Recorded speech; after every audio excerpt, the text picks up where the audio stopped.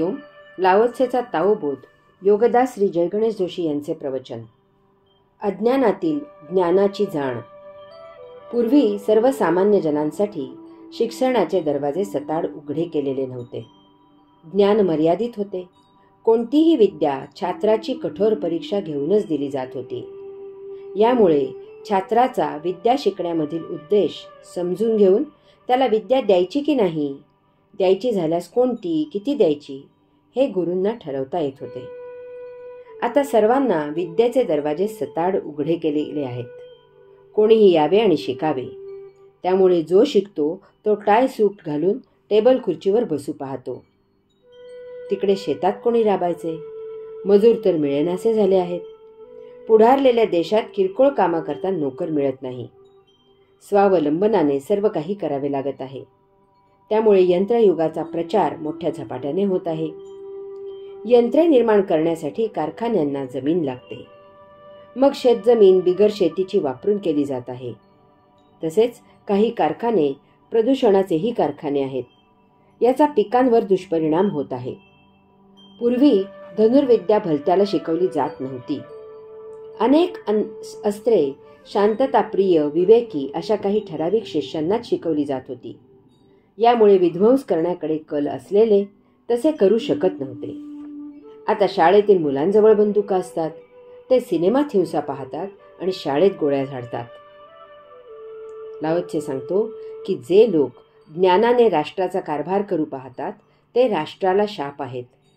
जे लोक ज्ञानाने राष्ट्राचा कारभार करत नाहीत ते राष्ट्रासाठी भाग्यकारक आहेत. अनेक वस्तू अशा आहेत की त्याचे उत्पादन केले नाही म्हणून काहीही बिघडत नाही. त्याऐवजी त्याच पैशात आणि त्याच मेहनतीमध्ये अत्यावश्यक अशा गोष्टी निर्माण करता येतील. अत्यावश्यक, आरामदायक आणि चैन अशी वस्तू जगताची वर्गवारी जर केली आणि त्याप्रमाणे राष्ट्रीय उत्पादन केले तर कमीत कमी माल वापरून जास्तीत जास्त लोकांना जीवनोपयोगी वस्तू उपलब्ध होतील. केवळ पैसे आहेत म्हणून अनेक जण नको त्या वस्तू विनाकारण वापरत असतात. त्यामुळे अशा वस्तूंना बाजारात मागणी असते आणि त्यामुळे कारखानदार पैशांसाठी अशा वस्तू निर्माण करतात. तशा वस्तू बाजारात आल्या की ऐपत नसलेले लोकही त्या वस्तू वापरायची इच्छा बाळगतात. त्यासाठी लागणारा पैसा योग्य मार्गाने मिळणे शक्य नसते. मग वाममार्ग अवलंबला जातो. एका स्त्रीने सांगितले की आम्हालाही चैन करावी, छानछोकी करावी, नटावे थटावे असे वाटते. त्यासाठी लागणारा पैसा आमच्याकडे नसतो. म्हणून पैशासाठी आम्ही वाममार्ग स्वीकारतो. बुद्धीला पटत नसूनही हा रस्ता पकडतो. अरण्यात आजही मानवाच्या अनेक जाती अशा आहेत की तेथे हे आधुनिक तथाकथित ज्ञान पोचलेले नाही. ते कपडे घालत नाहीत. त्यांना आधुनिक युगाचा गंधही नाही. ते पूर्णपणे नैसर्गिक जीवन जगत आहेत. त्यामुळे ते फार आनंदात जीवन जगत आहेत. अभ्यासक असे म्हणतात की त्यांना जागेपणाचे किंवा झोपेतील स्वप्न म्हणजे काय ते माहीत नाही. इतके ते निरागस आहेत. ज्ञानाचे ज्ञान. लाओत्से ओवीचा शेवट करताना सांगतो की ज्यांना ही दोन तत्वे समजली आहेत त्यांनी पुराण काळातील गुणवत्तेची पातळी ओळखली आणि ज्यांना पुराण काळातील गुणवत्तेची पातळी उमजली ते अतिगूढ आणि अतिउच्च अशा नैतिक तत्वांचे जाणकार म्हणून मान्यता पावतात. जेव्हा अतिगूढ आणि अतिउच्च अशी नैतिक तत्वे सुस्पष्टपणे सखोल रुजतात तेव्हा सर्व काही आपल्या मूलगामी स्थितीला पुनर्स्थापित होते. त्यावेळी आणि त्यावेळीच शांततेने सहजीवन जगण्याची भव्यता उद्भवते. लाओत्सेने या ओवीत जाणीवेची जाण, ज्ञानाचे ज्ञान दिले आहे. ज्ञानाचा मूलभूत गाभा सांगितला आहे. त्यासाठी त्याने या ओवीत प्रथम दोन तत्वे सांगितली आहेत. 1. पुराण काळात लोकांना ज्ञानाचे मर्म माहीत होते. ज्ञानी असणे कितीही चांगले असले, ज्ञान असणे हे बुद्धीचे लक्षण असले, ज्ञान घेणे हे एकूणच विश्वाच्या कितीही हिताचे असले तरीही अति झाले की त्याचा सदुपयोग करून कंटाळा येतो आणि त्यातील दुरुपयोग जाणवू लागतो. विश्व द्वंद्वावर चालते. याला कोणतीच गोष्ट अपवाद नाही. त्यामुळे त्याला ज्ञानही अपवाद नाही. ज्ञानामुळे जसे सृजन करता येते तसेच भंजनही करता येते. ज्ञानामुळे जसा मनुष्य गुणातीत होतो तसाच तो महाघमेंडखोर आणि अहंकारीही होतो.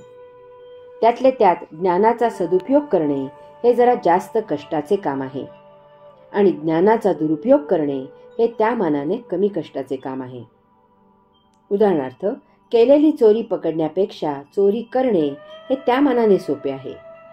त्यामुळे बुद्धिमत्तेची हौस भागवायला ज्ञानाचा दुरुपयोग करण्याकडे चटकन कल झुकतो. काय केले यापेक्षा आपण ज्ञानाने काहीतरी केले याचा अभिमान वाटतो. ॲटम बॉम्ब प्रत्यक्ष वापरल्यावर आईन्स्टाईन पस्तावला. आपण ही विद्या वेळीच नष्ट केली असती तर बरे झाले असते असे त्याला झाले.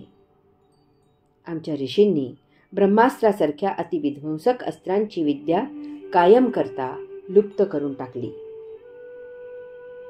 2. जे लोक ज्ञानाने राष्ट्राचा कारभार करू पाहतात ते राष्ट्राला शाप आहेत. कारण ज्यांना ज्ञान असते ते 4 जणांपेक्षा स्वतःला उच्च समजू लागतात. त्यांना वाटते की आम्हाला इतरांपेक्षा जास्त सुविधा मिळाल्या पाहिजेत. त्यांच्या हातात सत्ता असते. ते ज्ञान असलेल्यांना झुकते माप देतात. जॉर्ज ऑर्वेलने लिहिलेले सुप्रसिद्ध आहे, सर्व लोक समान आहेत परंतु काही लोक इतरांपेक्षा थोडे जास्त समान आहेत. यामुळे समाजात दुफळी माजते, अराजक माजते. जो तो बुद्धीचे मिळवायला पाहतो. त्यामुळे अंग मेहनत करायला लोक कमी पडतात, मिळेनासे होतात. यात विलक्षण गोष्ट अशी आहे की मूलभूत अन्न वस्त्र निवारा हा अंग मेहनतीवरच अवलंबून आहे. अंग मेहनतीने निर्माण केले तर बुद्धीने निर्माण करणारे जीवित राहतील. याउलट बुद्धीने जे मिळते ते नसले तरी जीवित राहता येते. याचा पोच ठेवून बुद्धिजीवींनी सर्वांचा मान राखला पाहिजे. हरि ओम.